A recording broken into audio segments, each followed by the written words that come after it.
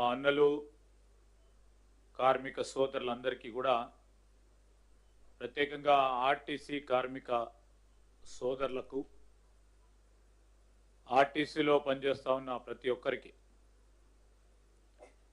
ఈ సందర్భంలో యావత్ క్యాబినెట్ తరఫున గౌరవ ముఖ్యమంత్రి గారు కూడా ప్రధానంగా క్యాబినెట్ సమావేశంలో ఆర్టీసీ కార్మికులకు సంబంధించిన సమస్యల విషయంలో వారు చేస్తా ఉన్న ధర్నా కార్యక్రమానికి సంబంధించి మొదటగా చర్చించడం జరిగింది.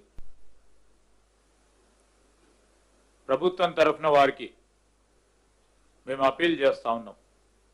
కార్మిక సోదరులందరూ కూడా సమన్వయం పాటించాలని మా కార్మిక సోదరులకు అపీల్ చేస్తా ఉన్నాం.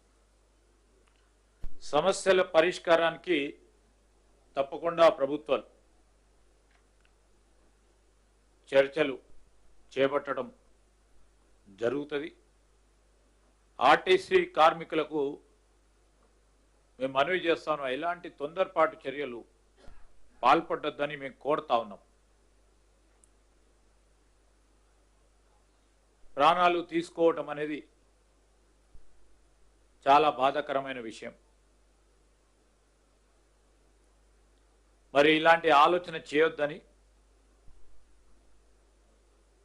ఈ తెలంగాణ రాష్ట్రం సాధించిన మీకు ఈ రాష్ట్ర సాధన గురించి ఆ రోజు మేము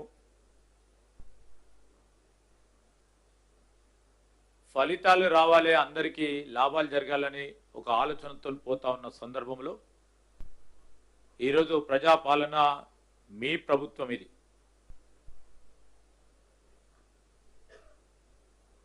మీ ప్రభుత్వానికి సంబంధించి నమ్మకంతో ఉండండి.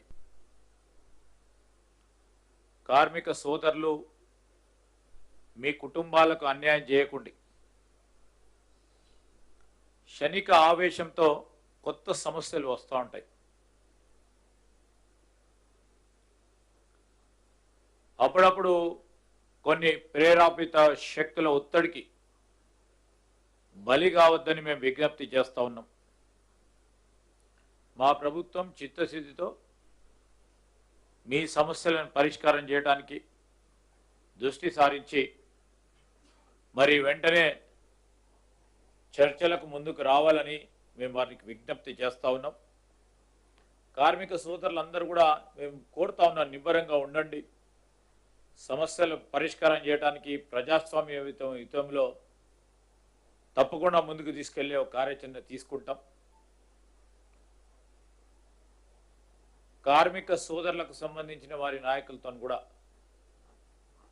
ఇప్పటివరకే సంబంధిత ట్రాన్స్పోర్ట్ మినిస్టర్ గారు సహచరులు పొన్నం ప్రభాకర్ గారు కానీ, అదేవిధంగా ప్రభుత్వం కూడా అధికారుల బృందంతో చర్చలు మొదటగా జరపడం జరిగింది. రేపు కూడా మా కార్మికుల మిత్రులతో తప్పకుండా డిప్యూటీ సీఎం గారు వారి ఆధ్వర్యంలో వారిని కూడా అందరినీ కూడా పిలిచి మాట్లాడతాం. మీరందరూ కూడా మీ సమస్యలను మరొకసారి దృష్టికి తీసుకొచ్చే క్రమంలో పూర్తి స్థాయిలో సమస్యలను పరిష్కారం చేయడానికి మా ప్రభుత్వం ముందటుంటుంది. మీ అందరి విజ్ఞప్తి చేయడానికే మేము అందరం కూడా వచ్చాం. క్షణిక ఆవేశంతో ప్రాణాలు తీసుకునే ఒక ప్రయత్నం చేయకండి. తద్వారా ఈరోజు రాష్ట్రానికి మీరందరూ కూడా కావాల్సిన వాళ్ళు, మా ప్రభుత్వానికి కూడా మీరందరూ కావాల్సిన వాళ్ళు. దానికి తోడు మీ కుటుంబాలకు కూడా ఒక అండగా ఉండే మీరందరూ కూడా ఇలాంటి చర్యలకు పాల్పడొద్దని మరి నర్సంపేటలో జరిగిన లేకుంటే ఇతర ప్రాంతాల్లో ప్రయత్నం చేసిన వీటన్నిటి విషయంలో ఇలాంటి సందర్భాలు రాకూడదనే మా ప్రయత్నం. అందుకోసమే ఈరోజు క్యాబినెట్లో కూడా క్యాబినెట్కు సంబంధించిన ఎజెండా మొదలు పెట్టకుండానే మొదటగానే ఈ ఎజెండాను సంబంధించిన అనేక అంశాలపై చర్చించడం జరిగింది. చర్చలకు పిలవాలని పిలిచి సమస్యల పరిష్కారానికి కృషి చేయాలని సంకల్పించడం జరిగింది కనుక మీరందరూ కూడా సమన్వయంతో ఉండాలని మా కార్మిక సోదరులందరికీ కూడా మనవి చేస్తా ఉన్నాం. పాత్రికేయ మిత్రులకు నమస్కారం.